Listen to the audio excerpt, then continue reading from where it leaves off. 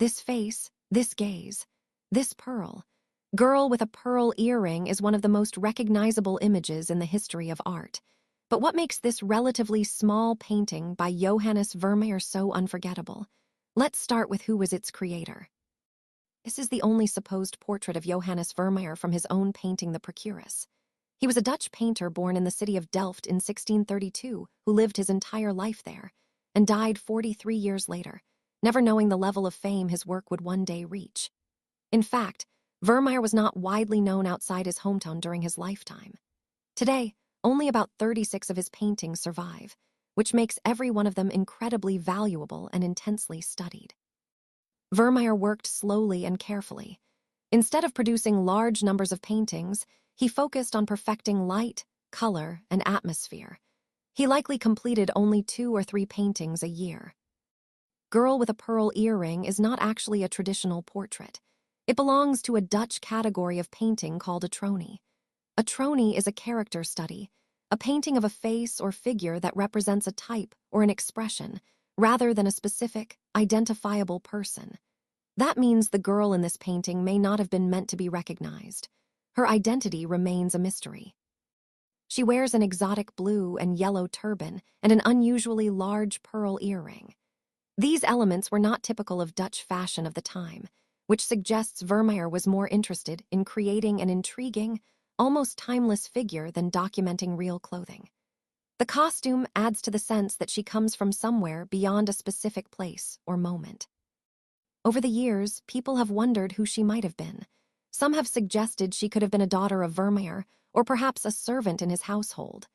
Others believe she was purely imaginary, created to explore expression, light, and beauty.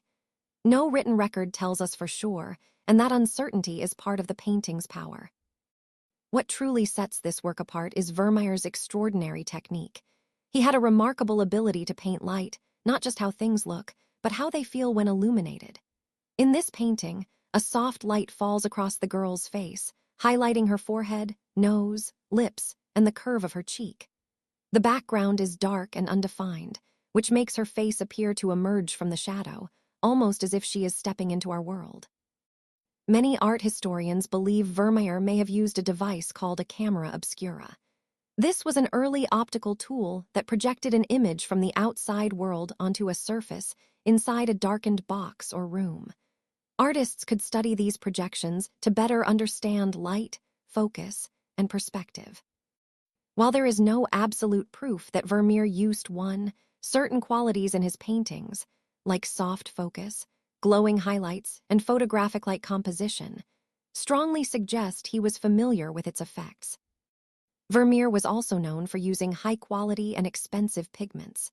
The brilliant blue in the girl's turban comes from ultramarine, a pigment made from crushed lapis lazuli, a semi-precious stone imported from as far away as Afghanistan. It was more costly than gold at the time, which shows how much care and value Vermeer placed on color. Then there is the pearl. Surprisingly, the earring is painted with just a few simple brushstrokes. This is a perfect example of Vermeer's genius. He gives us just enough information for our brain to complete the illusion. Look closely at her expression. Her head is turned over her shoulder, and her lips are slightly parted, as if she is about to speak. She is not posed in a formal, distant way. Instead, she feels present, alive, and aware of us. After Vermeer's death, his work faded into obscurity. For nearly 2 centuries, he was largely forgotten. In 1881, the painting was sold at an auction in The Hague for a very small sum. Only later did scholars and critics begin to rediscover Vermeer and recognize his brilliance. Today, Girl with a Pearl Earring continues to captivate millions of viewers. We are drawn not only to her beauty but to the unanswered questions. Who was she? What was she thinking? Why does she look as if she has just turned toward us? Vermeer doesn't tell us her story, he invites us to imagine it.